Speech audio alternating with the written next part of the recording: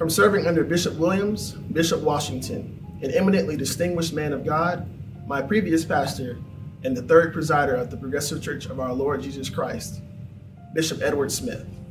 From moving from Alabama to Columbia, South Carolina in 1950, to being baptized in 1951, becoming a licensed minister in 1956, pastoring several churches amongst the organization, to his inevitable ascension as becoming the pastor and presiding bishop of the Progressive Church.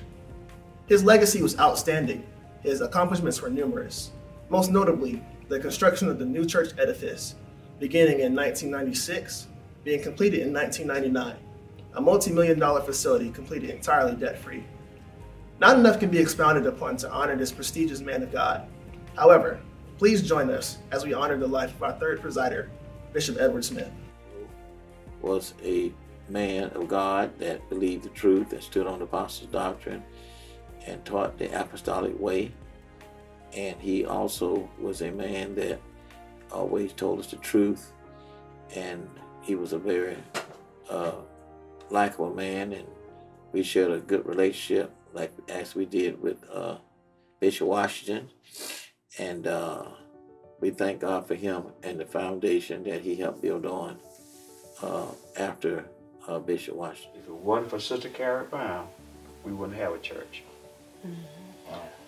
She owned a cafe, and that way Bishop Smith got saved at. Really? And my father. And in her father. Because see, you didn't have that many places that a black could even go. And see, Bishop Smith was in the service. Yes, sir. And so that's how he got hooked up with the church. Bishop Smith was a good brother too. He was he had sort of a canny sense of humor that would lift you up in the words that he say. I'm kind of sort of the same way. I express myself a lot in humor, but he didn't say very much, and I didn't know him well because I only knew him in a church setting. We were at King, California once together, and I think Tupelo, Mississippi. But when he spoke, it's like he spoke volume. You know, he did. So that was a good thing about Bishop Smith. He was a godly man and a good man, in my eyes, anyway. Yeah. So what about Bishop Smith? Bishop Smith, wonderful. A very strong man of God. Yes, sir. A person that loved God, that loved this church. I admired him so much because he always told us, y'all stay with what works.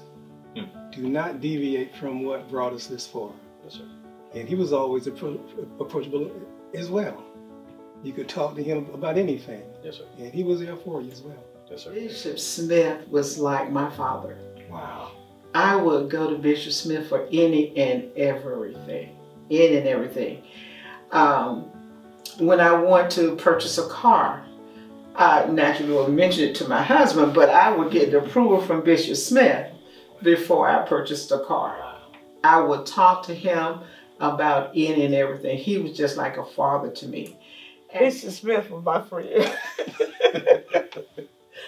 You could talk to him about almost anything as well. And he always kind of like, called us Mosuda children, because we were from Saluda, and that was my grandmother. But he was a strong man of God as well. And I thank God he stood on the word of God. He did. Well, Bishop Smith, I spent a lot of time working with Bishop Smith. He was a builder and a visionary. And I told him, and I said this publicly, when we were going to build this church, he got up and he made a plea to the saints that he wanted to build it debt-free. Bishop Williams had taught us years ago we weren't going to do any chitlin strut and the prettiest baby and all this kind of stuff to raise money. We're just going to give and believe God. So when Bishop comes up with this idea to build this building debt-free, I thought he was absolutely out of his mind. I really did.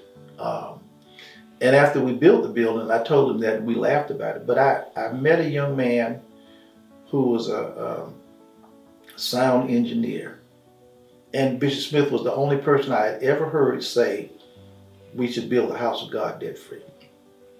This young man said to me, and he didn't know what Bishop said, and he didn't know what I was thinking, I don't believe sinners ought to hold a mortgage on the house of God. Now that was powerful to me. And then I thought about what Bishop Smith said. He didn't express it that way. He just said, we can do it. And we did it. And Bishop Smith would say, y'all stick with what works. Don't deviate. Don't go aside. That's the things that he would say. Yes, sir. Right. We started all our national departments under his leadership. Oh. Before that, the only national department we had was the women's department. We had no brotherhood. Well, we had the youth department. We had no brotherhood. We had no education department. All of those things came out of his vision. And fortunately, I was able to work with him and serve in the education department and do various things. And he was also concerned about how you utilize what he called God's money.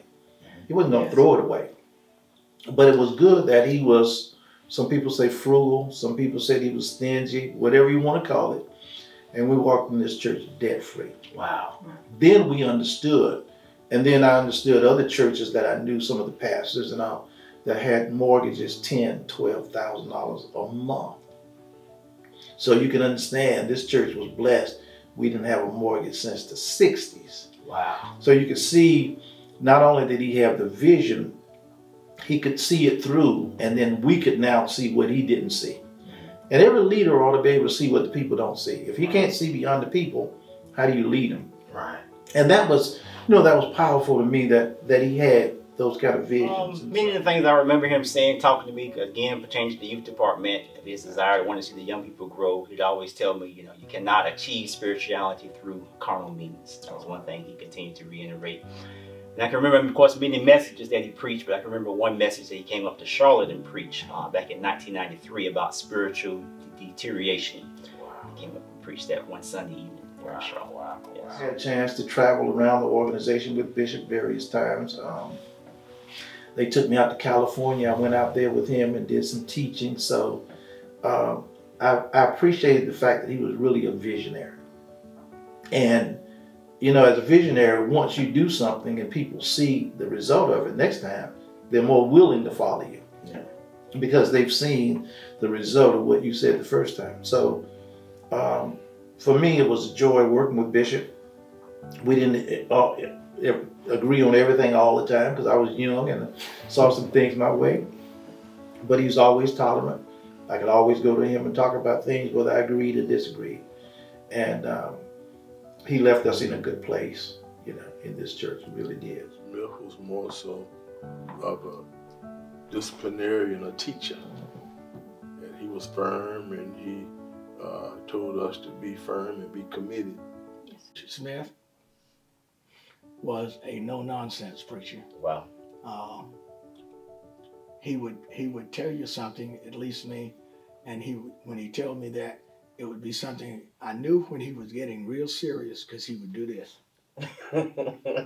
And when he did that, okay, he's serious now. Absolutely. But he was unique. He gave me some choices, I think, probably that I hadn't had before. Wow. And he told me if I did certain things, what he would do. One thing in particular was that when the Lord had given me a vision for a new church, yes, and I thought we had found the place. It was 15 acres of land, and it had an irrigating pool on it. Wow. And so I called Bishop Smith. He came down and looked at it, and he said, "There's one thing that I dislike about this property." And he said, "You only got, I think it was 25 feet entrance." Yes, sir. He said, "You need more interest than that." And so he said, "Look for something else." And I was disappointed. And I thought within myself, I said, "Oh, I thought he was going to appreciate this." And then he said, "Look for something else." And within a month, the Lord just had me to drive down where our church is located now. Wow. And I saw this property for sale. Right across the railroad tracks. I didn't pay any attention to it when I drove by. I went on to church on Clark Street, and we had prayer. And when I got ready to come back, the Lord spoke to me and said, "Go back down now." I said, "Why in the world I need to go back down that way?" And so I did. And then I got to the place, look over, there the property. Wow. So this time I go out and I look at it, had a number on it. I called the number they told us, and I called Bishop Smith and I told him about it. And he and Bishop Johnson, David Johnson, came down and he said, "This is the property for you." Wow. He said, "Do you have the fund for it?" I said, "Yes, sir." He said, "You got my blessing." Wow. And the rest is history. Oh my goodness. So we Lord bless us to build that church, pay for it, and debt free. No bank can say we ever borrowed a dime. My Lord. I've always known him to be, a no-nonsense preacher.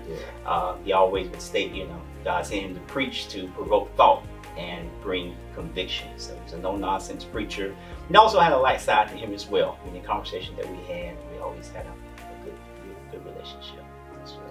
To me, he was well liked by all that was around him. Bishop Smith also was the one who worked on the Constitution.